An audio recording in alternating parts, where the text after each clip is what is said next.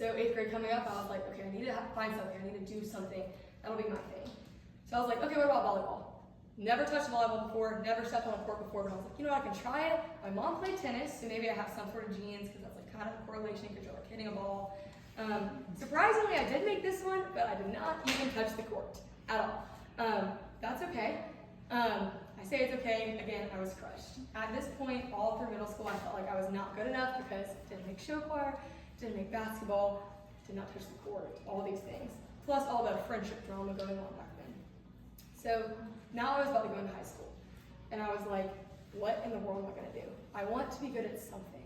I wanna fit in, I wanna feel like I'm good enough. So I was like, you know what, I'm gonna go in high school and I'm gonna do it all. So right before high school started, I got 3 private volleyball coaches so I would be good on the court. I decided to join 7 clubs.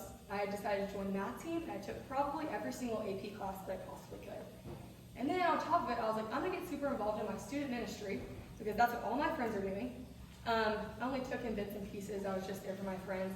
But I did remember one thing, that you can lean on God in the hard times in your life. And then on top of all of that, I was like, I need to be a good big sister, I need to be a good friend, I need to be all of these things. I just wanted to be liked, and I just wanted to feel good enough, whether that was on the court with my friends. So let's just say I started getting in this loop. I would reach this high, no drama, all my friends were great, volleyball, school was going well, me and God were good. But when things weren't working out, I would kind of call to the Lord. I'd be like, oh, help me get back to where I want to be. So then things were great again. It was awesome. And then I would stop thinking about God. It wasn't even on my mind. And then I would get in a friend group fight. I would lose a volleyball game, my parents would get mad at me. So I'd go to God again, I'd be like, hey God, like help me. Like I want to get back to where I was. I want to be better on the court. I want to be a better friend. Things would get better. And then again, I would just stop thinking about God. So this became the loop of my life. I only went to God in the hard times. That was it. So I kind of want to share a story about a guy who had a similar experience. So this guy, he just wanted it all to work out. He struggled a lot. He was helpless and hurting. But one day he decided to call out to Jesus, but not just one time, but a lot, because he believed that Jesus could heal him. So in Mark 10, 46 to 52, this guy named Bartimaeus, he's blind, he's helpless, he's sitting by the gates of Jericho every single day, begging and begging for someone to help him. But everyone just thought he was a nobody. Everyone was like, nah, he's just gonna be there, can't help him. Just kind of the guy he was known for. But one day he heard about Jesus. And so he started calling out to him, louder and louder, being like, Jesus, help me. But people were like, dude, be quiet. Like, he's not going to help you. Like, you're no one. Nothing is going to happen to you. Like, okay. But he just struggled so much that no one thought he would even get. Nothing would get better for him. But instead of stopping, he decided to scream out even louder. He decided to scream Jesus' name louder and louder every time he could. Jesus heard him and commanded Bartimaeus to come up. So he got up and walked up to him, and Jesus immediately asked him, what do you want me to do for you? And he asked to receive his sight. And what Jesus said back was, go your way, your faith has made you well. And he was able to get his eyesight back. But the coolest thing about this story is not just the miracle that he was able to see again, it's just that afterwards, instead of following and going to see all the beautiful things around him, going to see his friends, going to get relationships, he followed Jesus on the road. And so that is just something I think I struggle with. Bartimaeus cried out to Jesus, and then he followed Jesus. So what would it have looked like for me if in those times I followed him and believed in him enough instead of just crying out once in a while? What would it look like for you if you believed in Jesus enough to follow him and not just cry out every once in a while? So I was on this loop. I was just going to him when everything was hard, everything was falling apart. And I knew that if I believed in Jesus, I knew he was there and that he could help me, but I didn't really want it. He was reaching out to me with his arms open wide. I just didn't take it. I wanted to go after these friendships. I wanted to go after volleyball. I wanted to go after all these other things where I could put my work in. But at the end of the day, I just kept feeling empty. I didn't understand why I wasn't happy. I ended up getting a stress fracture. I had to quit volleyball. My friend group fell apart. These clubs weren't really having that much, I wasn't having that much fun. And I remember sitting there one day and I was like, what am I doing wrong? Why is nothing clicking? Why am I so unhappy? And like I said, I was involved in the church, but I only decided to listen to bits and pieces. But I do remember one of my youth pastors grabbing me and telling me one time that there is a relationship that the Lord has for you. His hand is right there reaching for you, for the good, the bad, the ugly, the boring, the exciting, and all the in between. You just got to take it, and you got to want it. So I decided to cry out, but this time not just once. The more I called to him, the more I realized that he has been there for me, and all those things that I was filling my life with that left me empty didn't have a hold on me anymore. So now I'm able to find the joy in the good and the bad. And I know and believe that I'm good enough, not just because of those things, but because of what Jesus has done for us and what he says about me. For you, Jesus wants to meet you in every part of your life. He wants to show you what life can be with when you're with him. We're going to mess up. We're going to be sad. We're going to have those days where everything is not going your way. That's inevitable. But you can't control the situation you're in, but you can control how faithful you are to God. So let me break that down a little bit. With Bartimaeus, he had people against him, telling him he wasn't good enough. He was blind and he struggled. Before Jesus, he sat on the roadside, begging. He cried out to Jesus, but the thing is, he didn't cry out just once. After, he was healed, and he was able to walk on the road following. Believing in Jesus isn't just about one moment. It's about the direction of your life. So, you can't control the situation, but you can control the relationship you have with him. So the question is, do you want to go to him only when life is hard? Or do you want to give him everything you got? His hand is open, wide for you, and I'm telling you, a life with him is worth living. So, thank you all for listening. Y'all will bow your heads and pray. Lord, first and foremost, I want to thank you for all the fun-filled excitement that we had today, even if we're out of breath. But Lord, I just want to thank you for always being there. Even if we just cry out in the hard times. Lord, I hope that you can remind us that you are there and you want to listen to every detail of our life. Lord, I hope that as we continue to go about this week, that we are reminded that we are enough, that we are loved, and that we are known. And that we have people there for us. We have each young life leader in here, and so many others that love us and care for us. At the end of the day, it's you. You're the one with your arms holding us and hugging us and trying to show us the right way. Lord, thank you for tonight, and I hope the rest of the day is fun. Thank you all. Amen.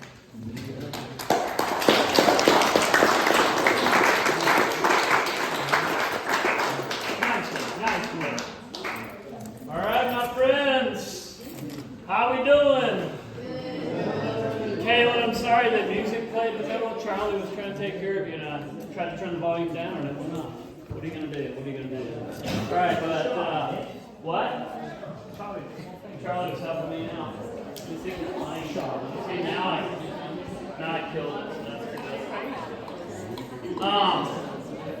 All right. I have deliberated. I have added the points up. Thankfully, it was not nearly as complicated as when we did trivia a couple weeks ago. Now, I got to be honest. I'm trusting the people who turned these in. It was a close one. It was a really close one. There was like 3 teams that got over 300 points. Wow. That took a lot of effort. There was some that might have just barely crossed over the 200 threshold. That's okay. No, y'all? You made a good effort. But here's what I'd like to do. I would love to get... well, first off, let me tell you who's second place, and then we'll do a drum roll. That's more fun. Our second runner-up, because then you're going to be like, dang it, we could have won. And I just want you to feel that pain. Our second runner-up will get you to camp, if you really want to go, would be my friends, Canyon and Braxton with 305 points. And Miami area code, we got so close. No way y'all won? There is a way. Where there's a will, there's a way. Did y'all have more than that? All right, here's what I would like to do. I would like to get a little drum roll going. There's some chicken scratch on here, so I may need some help with all the team members. We got a little drum roll going here. Our champions with 340 points. That's a solid effort. We've got Kennedy, MK, Lucy, and chicken scratch. Oh, is it Kaylee?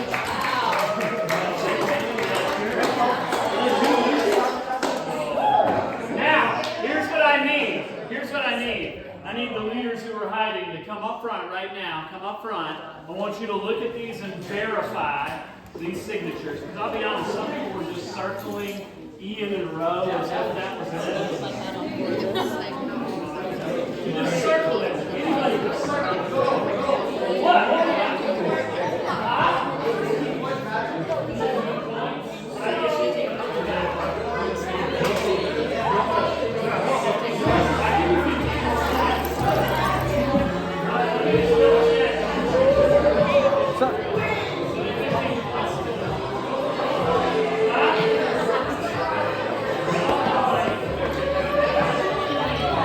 Where are you going?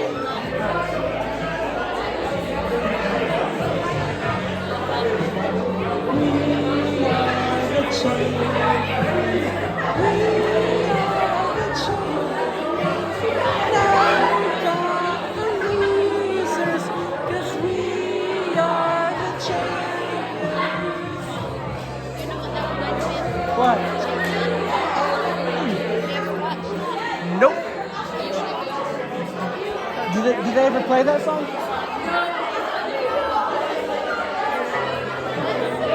Did they play that song? Yeah, they sing it at the Have all the leaders left? You were here before them. Well, look at your time you wrote down. 8:31. I told him the time. I told him the time. Hey, when we had all the points verified, I did find out that the pregnant woman was not responding appropriately, Kaylee. You were turning people down? She didn't know. Dude. Huh? They weren't at that point. We are the champions. Hey, check out my friends. I think we got all the signatures verified, but I want to tell you two things. If you really wanted to go and you were missing out because you're like, gosh, I didn't get how ridiculous team was divided off of your cost of camp, come find us. We can work with you. We also have a scholarship application. I would be happy to give you that link. You can fill it out. You heard about the Royal Emperor's Game. We'd love to get you there as well. I can get you the text to get those ticket sales going. But seriously, if you want to go to camp, you want to here. It's going to be a good week. You need to come. I'm just going to tell you, you need to come. She's going to come. You're going to come. It's going to be an awesome time. You need to come. You need to come. It's going to be a good time. Great seeing you feel. You probably won't say awesome.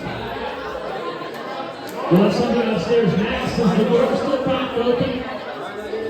Hey, if you left something upstairs, go out this door, about the back way, go up those stairs, and you can go there. Alright? Does that make sense? Right there, you go through that door, it's a staircase that goes upstairs. And then you'll come out where the bathrooms are. They hear you in the mall? not yet, no. Probably not ever. At least I got us this one. Probably not. What made you say to law school? He said I work at a law firm. Do you? Yeah. What do you do there? I am apparently Literally told my Are guy. you a lawyer? No, I'm kind of like a lawyer adjacent. Do you think you're going to become a lawyer?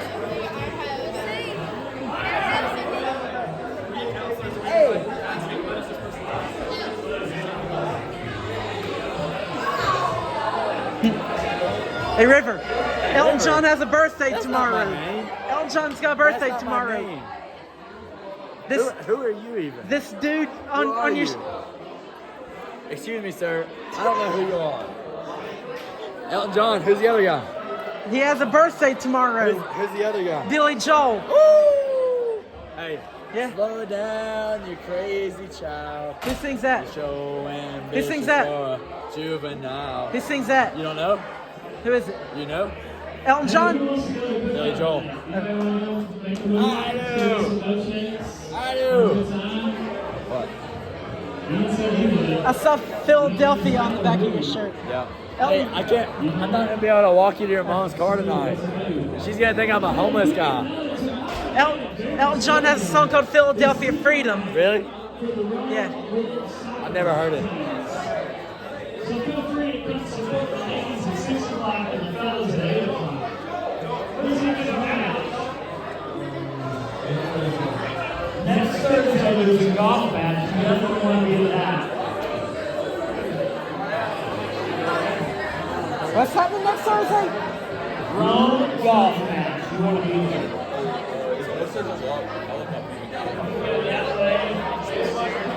Is it a young golf thing? The Rome golf match? Is it a young golf thing? No, it's just high school thing. I'm just announcing it. You got something, a model going on that we can announce?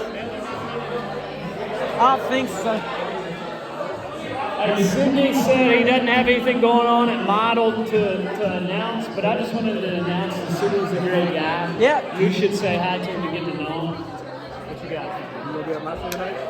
Your thing tonight? No, last one night. Friday?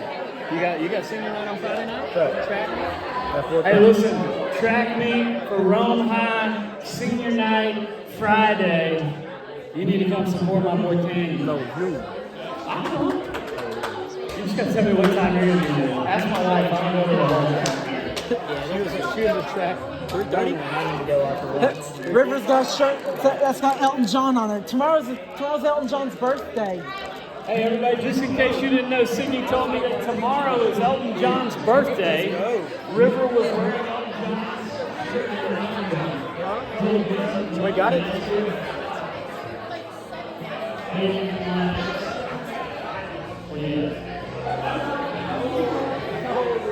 This is Ava. Have a nice day. You should tell her. She's going to be here. Hey, did you do anything this weekend? Who'd you go with? Yeah. Say it loud as people in the back. Say it! I've seen it other stuff. What do you got, Sydney? Do you know a song called Philadelphia Freedom I don't. by Elton John? I don't know that song. Is it a good one? Yeah. Is that your favorite one? One of Elton John. One of my favorite Elton John songs. I like it.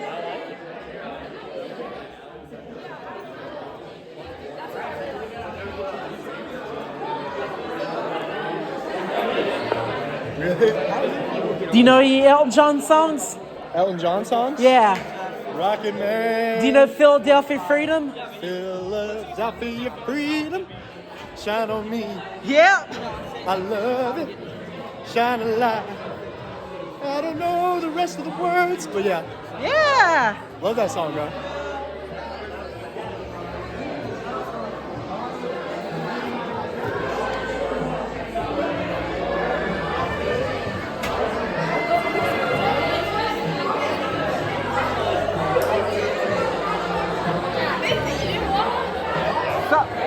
What's his name? Jack? Oh! What happened to? He got a mustache. He shaved his beard and he has a mustache like you. Did you always have a mustache? Does he normally wear a hat? No. Do you normally wear a hat? Oh! She's usually not pregnant. Yeah, I usually don't look like this. River, you had me. You said that photo of the group chat and almost beat my pants. And he told me his name ain't River either. What did he tell you his name was? Billy Joel. He ain't Billy Joel. I didn't say that. Oh. I did. We were like down the alley from each other. I was laying down like that. You got a hair on me. I was laying down like that, and some kids saw Clifton from the street, and like ran at him, and they like looked at me as they passed, and they're like, "Is that one too?" Are you River? Who Yeah, found River. me? So Carson's group.